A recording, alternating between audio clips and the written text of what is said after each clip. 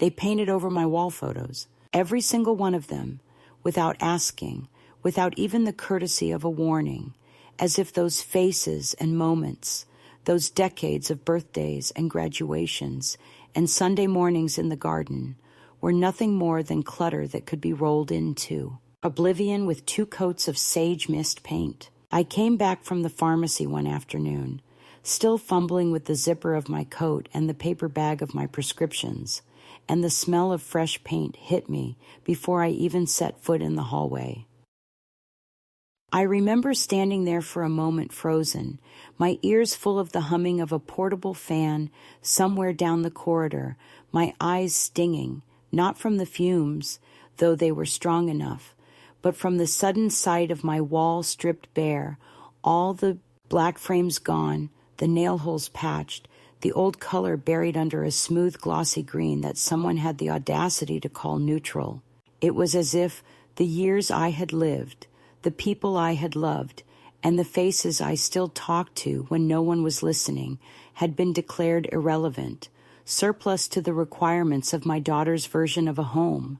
I am 81 years old now, and I live alone, in a small rented cottage with floors that tilt slightly toward the back door, and a roof that leaks a little in heavy rain. But it is mine, or at least mine to inhabit without someone deciding what should or should not be seen. The walls here are bare too, but bare by choice, and that makes all the difference in the world. It wasn't supposed to be like this. After my fall last winter, the one where I slipped on the ice behind the old post office and lay there for what felt like hours, though it was probably only minutes, my daughter insisted I come and live with her for a while. She said it the way people do when they are trying to sound casual, almost lighthearted, but their eyes are measuring you, calculating. Just until you're steady again, Mom. You need a bit of looking after. It sounded kind at the time, maybe even generous, and I let myself believe it because I wanted to. I wanted to think there was still a place for me in her world beyond the occasional Sunday lunch and perfunctory phone call on my birthday.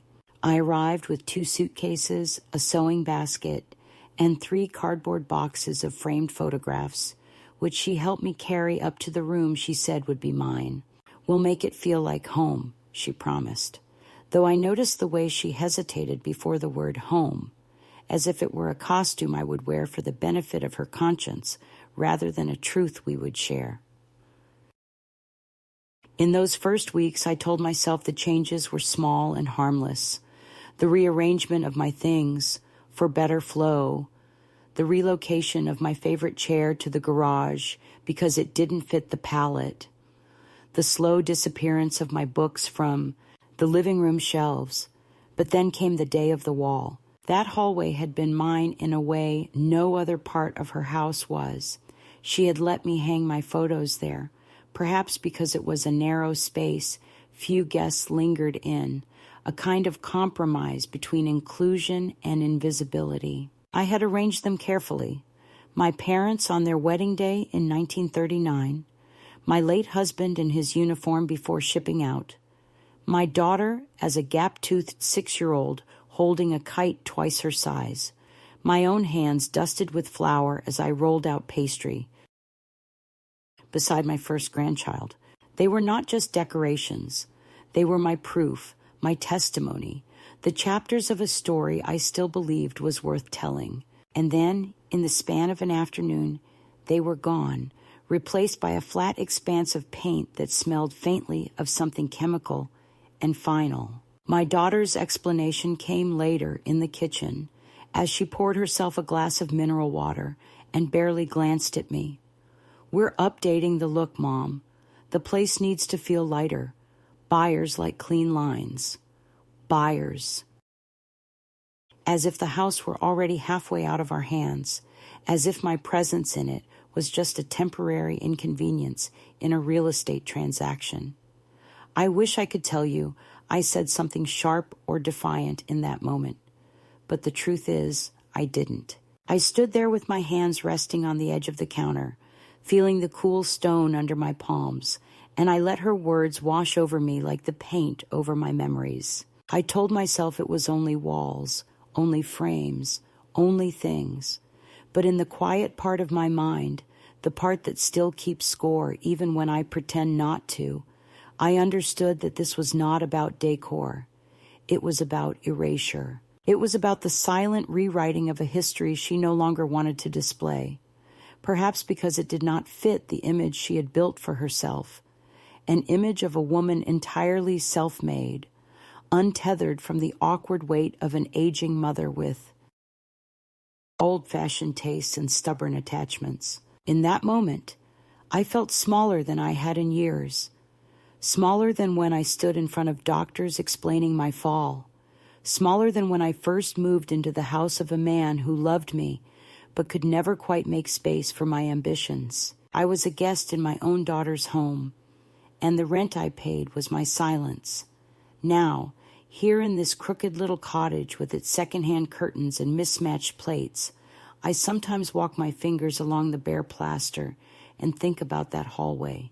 I think about the way the light used to catch on the glass of the frames in the late afternoon, when the sun came in at just the right angle, and how it made each face glow for a few minutes before the shadows returned.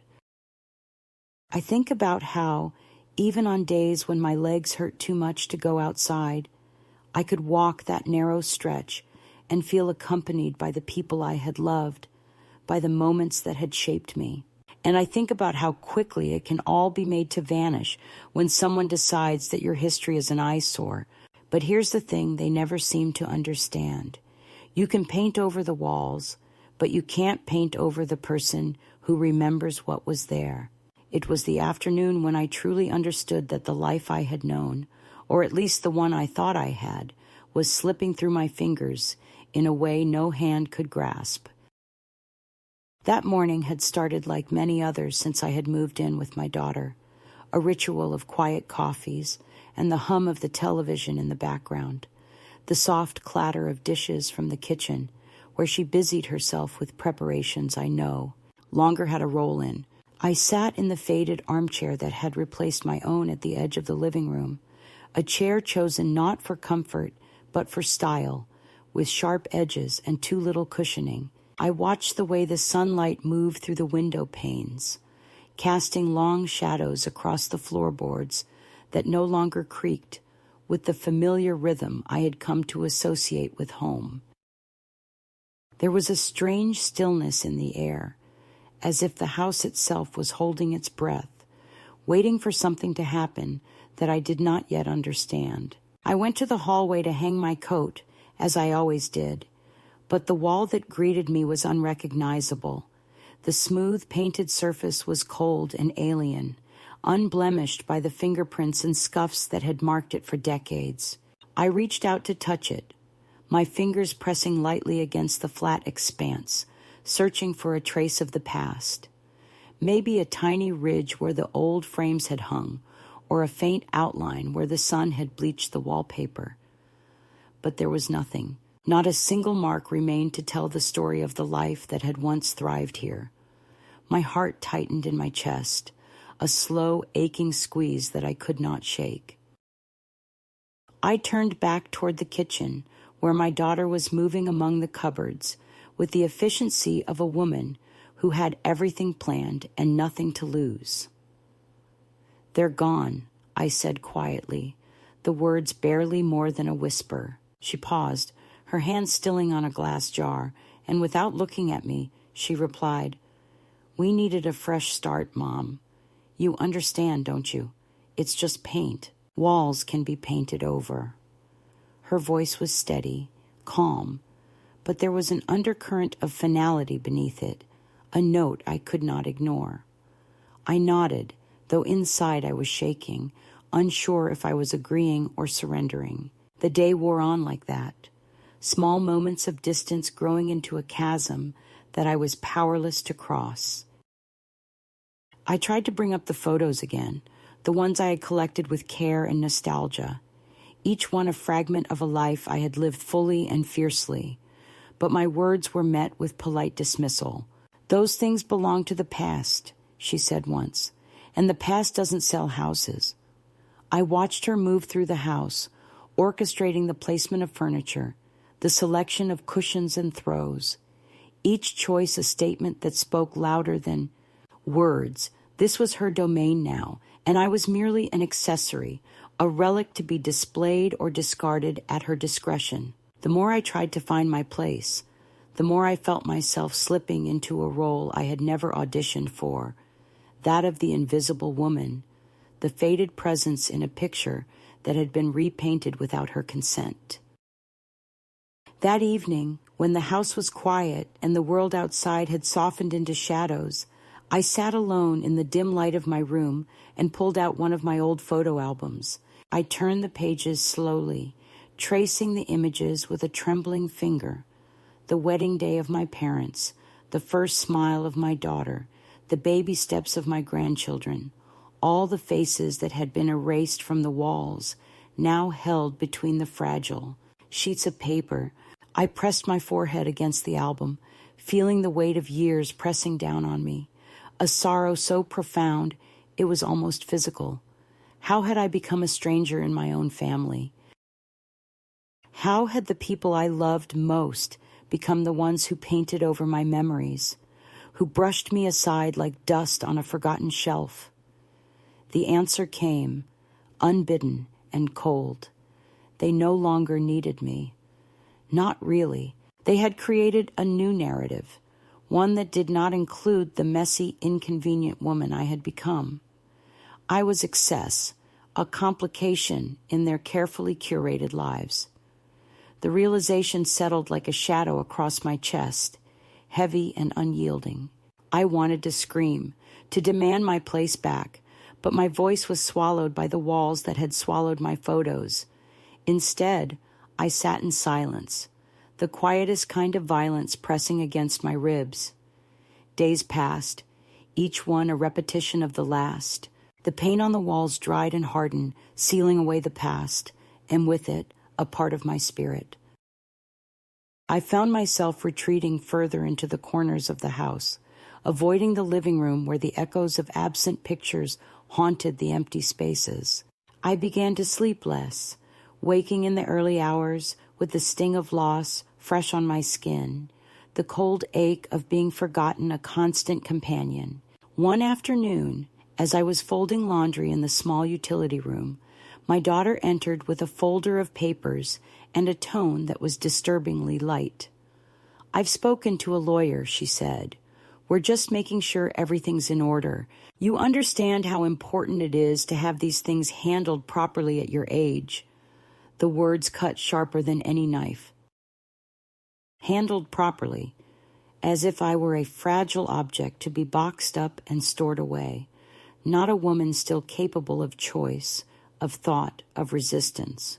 I looked at her then, really looked at her, and saw not the daughter I had raised, but a stranger wielding authority I had never granted.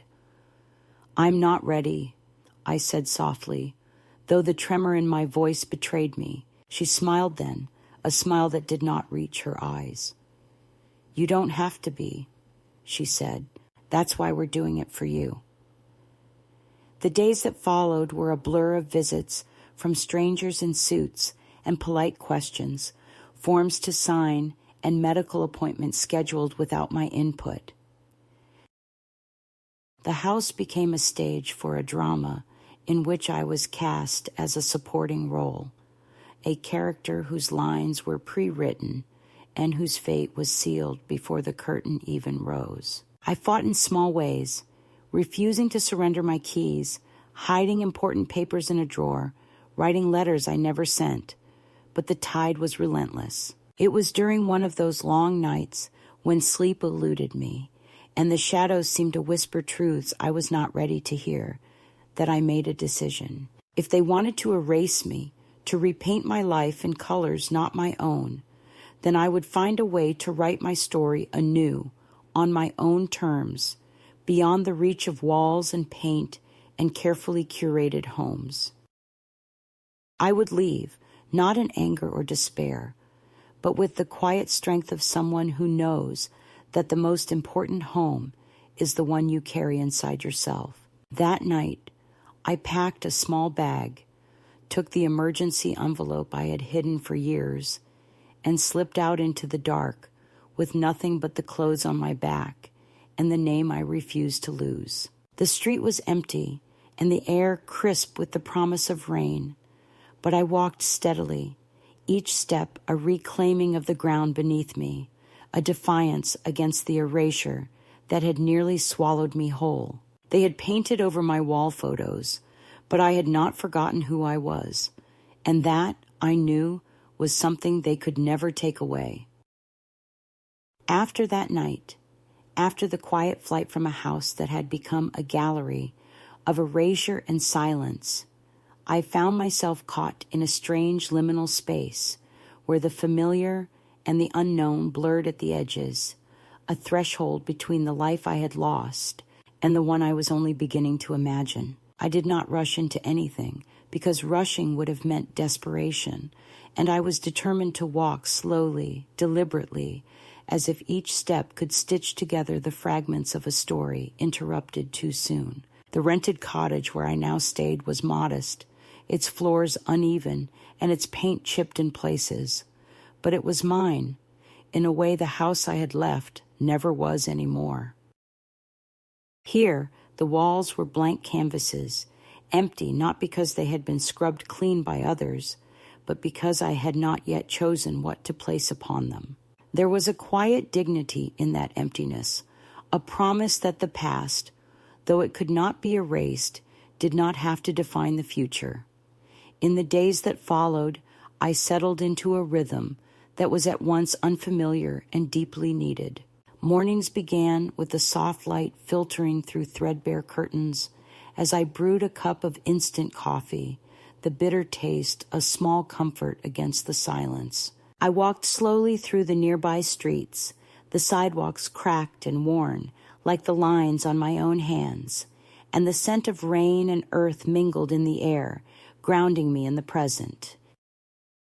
Sometimes I paused by a faded brick wall covered in peeling posters, fragments of other people's stories layered over each other, and I thought about how lives, like walls, were patched and repainted, sometimes leaving traces beneath the surface that only the patient eye could see. But the quiet was deceptive.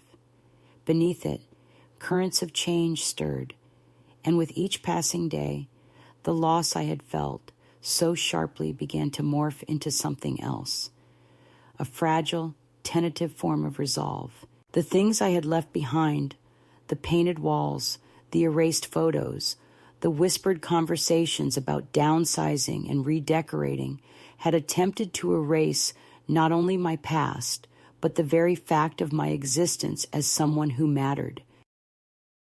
Yet here I was, alive and breathing, a woman who remembered every line, every laugh, every tear that those vanished images had once held. I was no longer willing to be a ghost in my own life. I started small. I unpacked the boxes I had brought, carefully folding each item and placing it in drawers and shelves that no one else's hands had touched. I found an old photograph tucked between the pages of a novel I had carried with me, a picture of my late husband and me on our wedding day, smiling with a kind of reckless hope that seemed almost like a promise. I pinned it to the blank wall with a crooked thumbtack, a first claim on the space that was finally mine to fill. It was not much, but it was enough to remind me that I had a right to remember. From there, I began to rebuild, not just a home, but a sense of self. I looked for work, hesitant at first, uncertain if anyone would want a woman my age who had spent decades as a wife, mother, and grandmother, never needing to clock in or out, but always laboring nonetheless. Yet, in the local cafe down the street, a modest place with chipped mugs and the smell of burnt toast, I found a manager who looked beyond my age and offered me a morning shift. The work was steady and honest, pouring coffee, wiping tables, exchanging pleasantries with early risers who barely noticed the slow rhythm of my steps. There was dignity in the routine, a kind of healing in the simple act of showing up and being counted. With that first paycheck, small as it was, I did something that felt radical. I bought a coat. It was a navy wool coat with a subtle herringbone pattern, not new, but well-made and warm. The kind of coat that holds you close against the cold and tells the world you have not given up. When I slipped it on and buttoned it at the neck, I looked in the mirror and saw not the woman who had been painted over and left behind, but someone who was still here, still standing, still capable of choosing her own shape. The coat became a talisman, a symbol of the slow reclaiming of a life I had once taken for granted. But the past was not silent. It came in small, insistent ways that tested the fragile boundaries I was building around myself. Letters arrived, unsigned or in the familiar hand of my grandson, Kieran, who had been the only one to reach out with genuine concern. His words were a balm and a reminder. He remembered me as I was, not as I had been erased. Yet other messages were less kind. My daughter's calls were sporadic, clipped, and often tinged with impatience, as if my presence was an inconvenience she tolerated rather than a relationship she valued. Once when I answered the phone, her voice was sharp, and she warned me about making a scene and disrupting the family peace.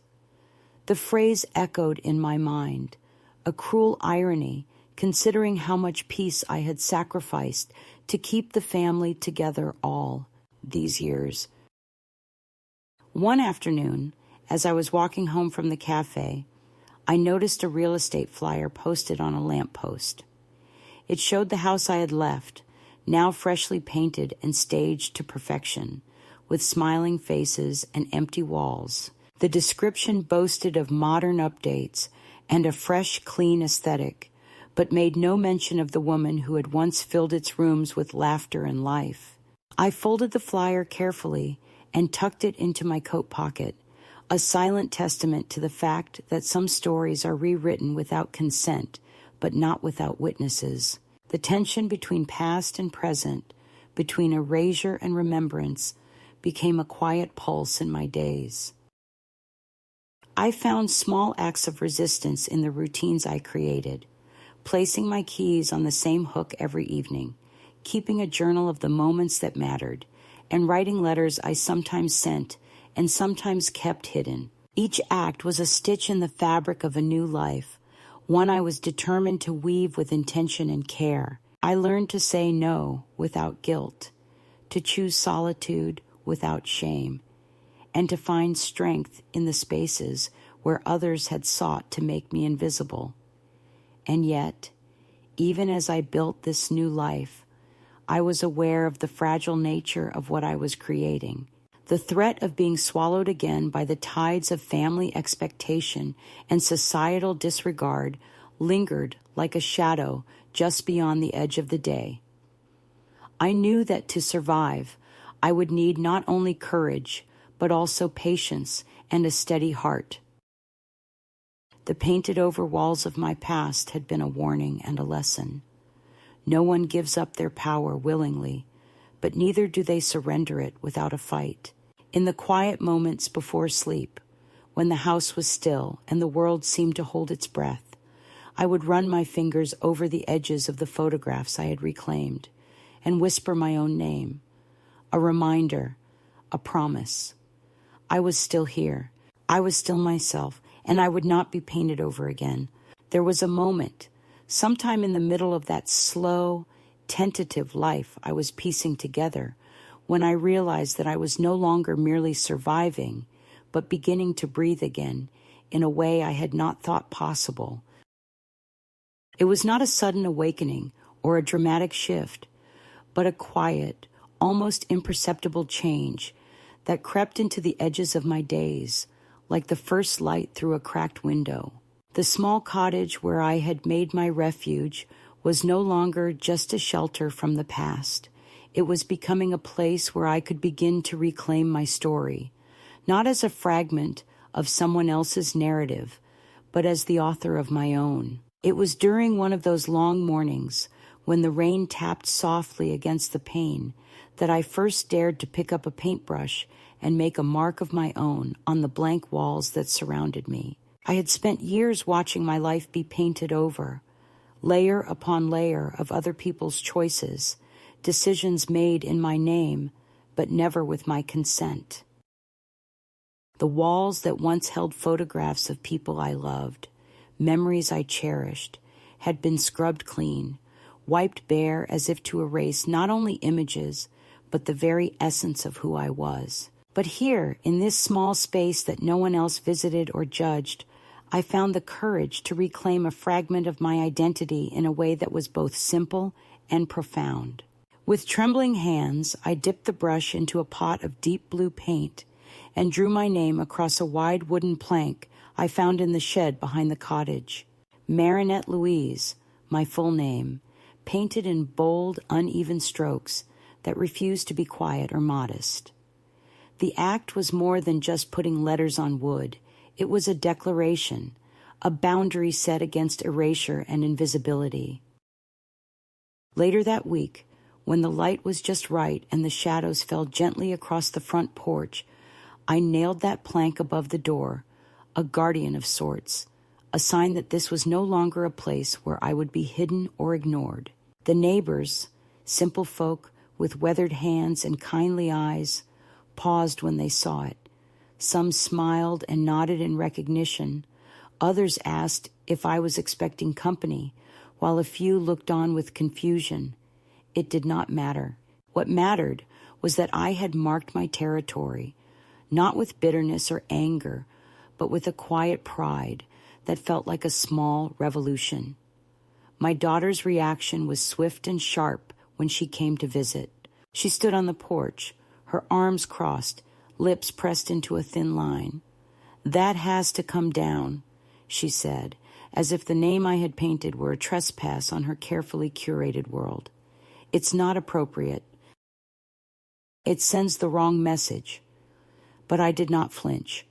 I told her calmly that this was my home now too, that I would decide how it was marked. The silence that followed was thick, heavier than any words we could have exchanged. It was a fracture in the fragile thread that still connected us, but one I was no longer afraid to widen. This act of reclaiming was mirrored in other small ways. I returned to the cafe where I worked and began to take pride in my presence there. No longer just a temporary fixture, but someone who had earned her place through persistence and quiet determination. The regulars began to recognize me, not as an old woman passing through, but as part of the fabric of their mornings, the one who knew just how they liked their coffee and who greeted them with a smile that was genuine and steady. I started keeping a small notebook, jotting down recipes and ideas for simple dishes, remembering how to make lemon squares the way my mother had taught me, how to fold dough so it rose just right. These were small acts of care, not just for others but for myself, a reclaiming of skills and joys that had been buried beneath years of obligation and neglect. One afternoon, as I sat by the window with a cup of tea and the soft hum of the radio in the background, I found myself writing a letter, not to anyone in particular, but to the woman I used to be, the one who had lost her way amid the noise and chaos of family drama and fading memories. I wrote of forgiveness, not for those who had wronged me, but for myself, for the years I had spent shrinking to fit into spaces that were never meant for me. I wrote of hope, not as a grand promise, but as a quiet companion that would walk beside me through whatever came next. And as I folded the letter and tucked it into my dresser drawer, I felt a lightness I had not known in a long time, a sense that I was finally beginning to inhabit the space between past and future with intention and grace. Of course, the journey was not without its challenges. The past would not simply recede like a tide at my command. There were moments when the weight of loneliness pressed down, when the silence of the cottage felt too vast, and the absence of family, though chosen, was sharp and aching. There were days when I doubted my own strength, when the memories of painted-over walls haunted the edges of my mind like ghosts that refused to be exorcised. But even in those moments, I reminded myself that healing is not a straight line, that the path to reclaiming one's life is marked by detours and pauses as much as by forward steps. I found solace in new friendships, too, simple connections forged over shared meals and conversations that did not require explanation or apology. Joyce, my landlord and sometime confidant, was a woman of few words but deep understanding, the kind of person who knew the value of silence and the strength of a well-timed cup of coffee. Together, we navigated the rhythms of our small community, finding moments of joy in the mundane and laughter in the unexpected. It was a reminder that even as the walls around me changed, the human connections that give life meaning could be rebuilt, brick by brick, heart by heart. The day I realized I was no longer just marking time, but living it was a quiet one. I was standing in front of the window, watching the wind stir the leaves outside, the sky a soft gray that promised rain but held back for just a little longer. I reached up and touched the wooden plank above the door, my name written there in deep blue, and I smiled to myself, a slow, steady smile that carried with it the weight of everything I had lost and the lightness of everything I had yet to find. I was no longer painted over. I was painting myself back in, stroke by deliberate stroke, a work in progress that would never be finished, but would always be true. The past, as it often does, returned not with the force of a tempest, but like a slow and steady tide, pressing against the fragile boundaries I had spent months constructing around my new life. It came in letters, in visits, in the quiet weight of memories I could no longer ignore, even if I wanted to. My grandson Kieran was the first to reach out, his handwriting familiar and hesitant, filled with concern and a yearning I hadn't realized I still craved. His letters were small islands of warmth in a sea of coldness, reminders that not all ties had been severed, that even in the distance, some bonds remained intact. Yet alongside his words came others, sharper, colder, letters from my daughter and son-in-law, veiled threats dressed as offers of reconciliation, reminders of obligations and expectations I had long since abandoned. It was during one of those early autumn afternoons, when the leaves had turned fiery reds and golds, and the air carried the crisp promise of coming winter, that my daughter appeared at the cafe where I worked. I had not seen her in months, not since the day she had demanded the removal of the painted plank above my door, that quiet declaration of my presence she had tried to erase as easily as she had erased my photographs. She stood by the entrance, the picture of control and carefully rehearsed concern, her eyes scanning the room as if seeking approval from strangers rather than family. I poured her a cup of coffee, black and strong, the way she always took it when she visited, and set it before her without a word. "You should come home, Mom," she said, voice low and urgent, the tone of someone delivering a verdict rather than an invitation. "We're worried about you. Kieran is worried. You can't keep running away like this." Her words hung between us, heavy and sharp, but I met her gaze steadily. "I'm not running," I replied. "I'm choosing." She shook her head, a faint tremor betraying the calm she tried to project. "You don't understand what's at stake. We can help you, but you have to let us. You're not well enough to live alone." It was the familiar refrain, the tired script repeated in doctors' offices and legal meetings, a narrative that painted me as fragile, incapable, in need of guardianship. But I was tired of being cast as a patient or a problem to be solved. I was a woman who had built a new life on the ashes of the old, who had reclaimed her name and her space. "I'm stronger than you think," I said quietly, "and I'm not the person you think I am." Her eyes flickered with something I couldn't name, a mixture of frustration, fear, and perhaps a glimmer of understanding. She pressed an envelope into my hands. "This is for Kieran. It's all he's asked for. You don't have to respond, but at least take it."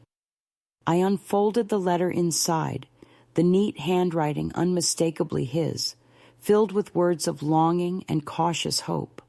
He remembered me as I was, not as they had tried to rewrite me. That evening, I read his words by the light of a single lamp, the silence around me punctuated only by the soft rustling of the paper. It was a fragile thread stretched across a gulf of years and misunderstandings, but it was a thread nonetheless. Yet the calm was shattered shortly after, when a man in a dark suit and polished shoes appeared at the cafe one morning, introducing himself as a representative for my daughter and son-in-law.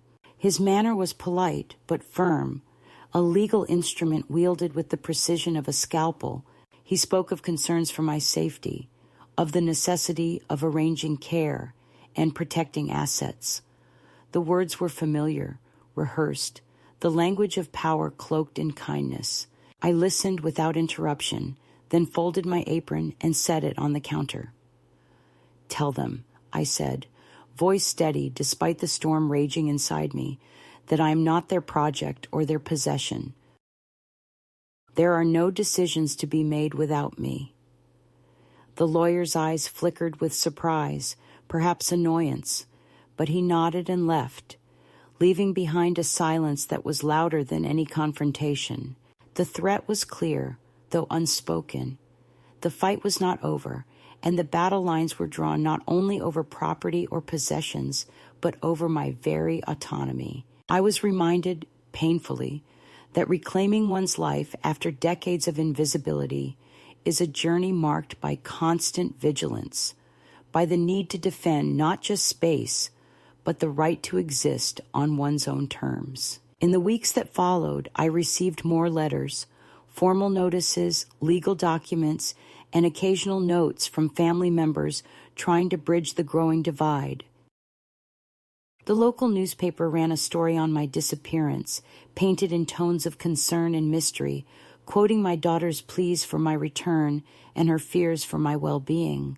The article was accompanied by an old photograph of me, smiling in a garden at a family gathering years before, a frozen image that seemed to mock the reality of my current struggle. I read it with a mix of bitterness and resolve, knowing that the public performance of worry was often a mask for control, that concern can be weaponized in the hands of those who seek to confine rather than comfort. Amidst this pressure, I found unexpected allies in the small community I had begun to call home. Joyce, my landlord, offered quiet support, a steady presence in the swirling storm. Heather, the cafe manager, gave me extra shifts without question, her simple acts of kindness a balm to the bruised spirit.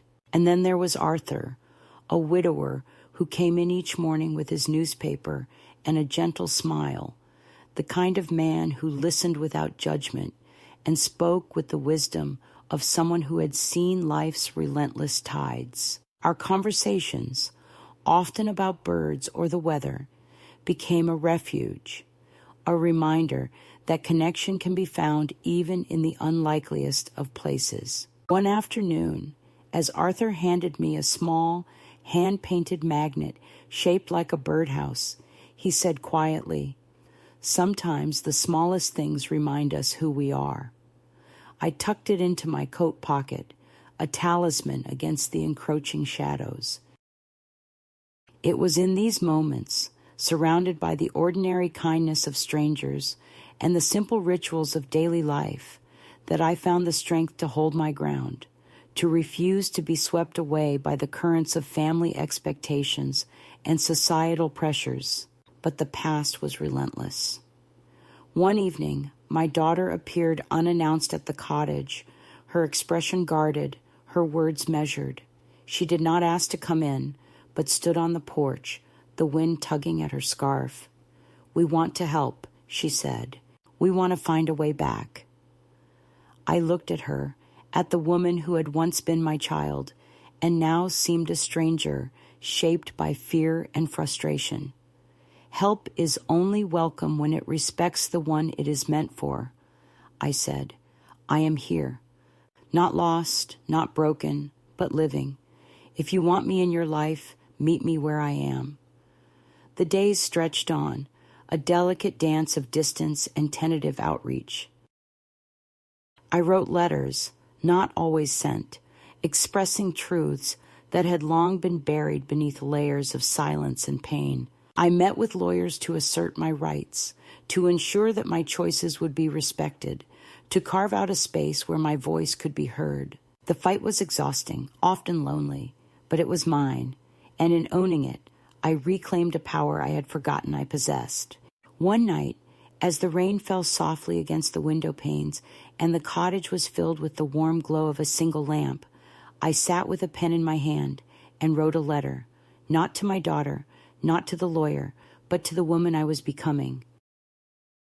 I wrote of resilience, of the courage to say no, of the freedom found in claiming one's own life. I folded the letter carefully and placed it in a drawer, a promise to myself that whatever came next, I would stand firm, painted not over, but painted back in, stroke by determined stroke. The moment I decided to write that final letter, it was not born from anger or bitterness, but from a place of quiet, resolute clarity that had taken months to arrive at, a stillness amid the storm that no longer begged for attention, but demanded respect. I sat at the small kitchen table in my rented cottage, the same one that had become my sanctuary and my battleground, the soft light from the single lamp casting long shadows across the scattered papers, and the half-empty cup of tea that had gone, cold beside me. The pen moved slowly in my hand as I composed words I had rehearsed countless times in my mind, but had never dared to speak aloud. To my daughter Lisa, I wrote only a few lines, 3 sentences that cut through years of silence and displacement, a clear boundary drawn in ink that said everything and nothing all at once. I know what you did. I know what you didn't say. I'm not angry. I'm not coming back. The letter was not a plea, nor a demand, but a quiet declaration of independence that echoed louder than any shouted argument could have.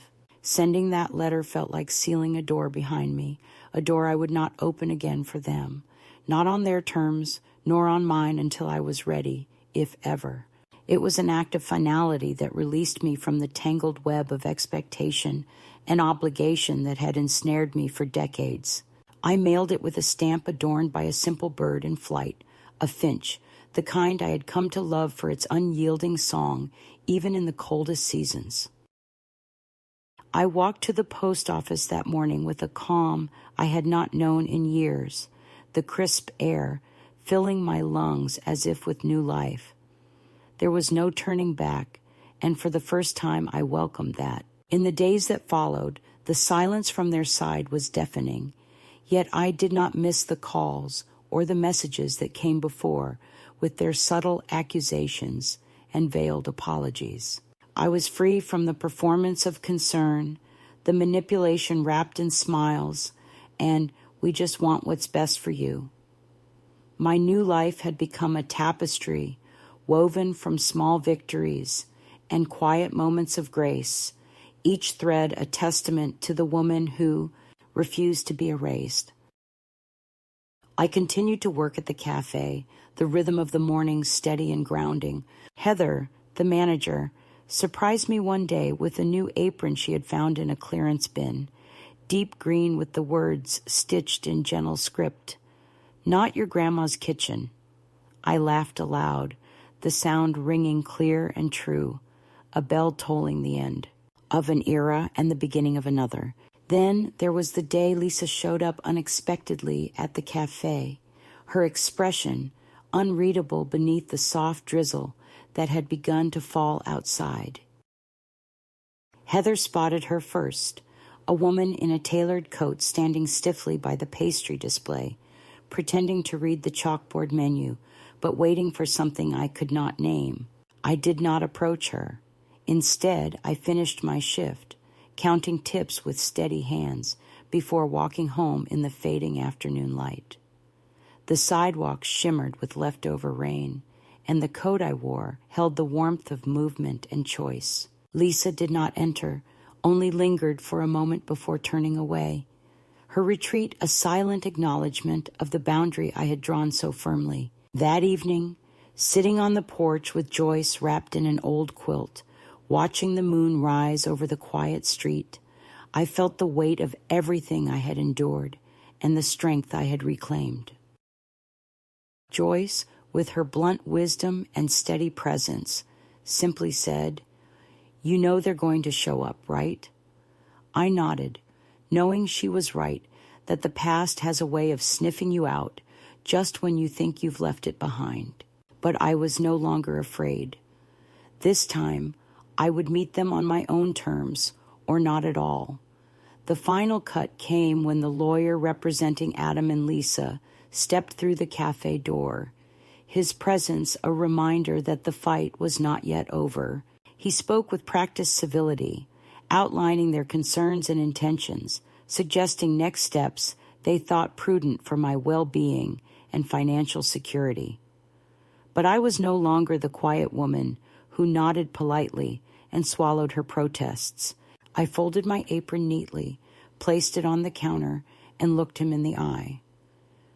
"Tell Adam and Lisa I am not a pet to be managed or a problem to be solved. There are no next steps unless I take them.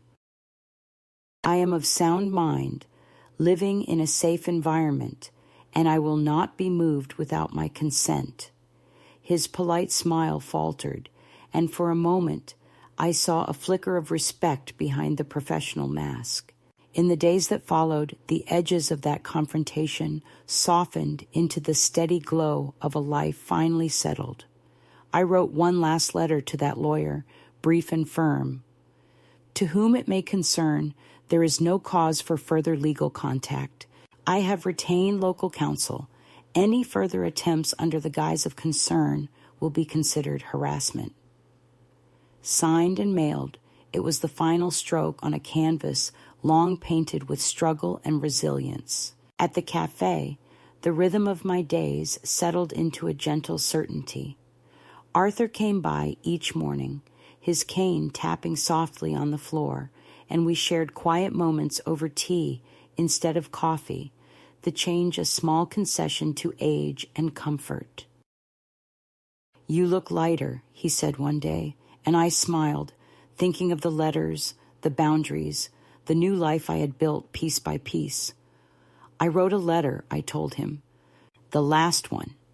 He nodded, as if understanding that sometimes the most powerful words are those spoken in silence or sent without expectation of reply. That night, standing in the doorway of my little cottage, the house filled with the warm aroma of garlic and simmering sauce, I felt a peace that had been elusive for so long. Franklin, the cat who had claimed me as much as I had claimed this space, rubbed against my legs, and Joyce, ever the steady companion, smiled from the kitchen. We ate in quiet contentment, the kind that comes not from grand gestures, but from the simple fact of presence. I was no longer painted over. I was fully here, fully seen, and fully myself.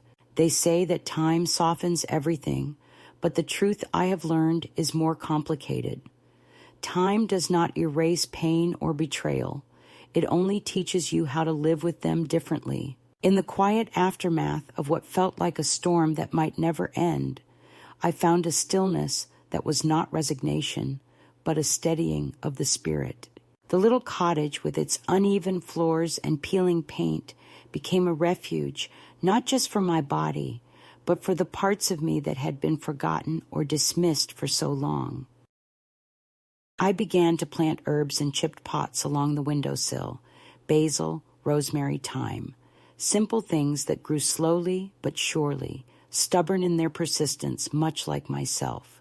Each sprout was a reminder that life, even after loss, could renew itself in small, beautiful ways.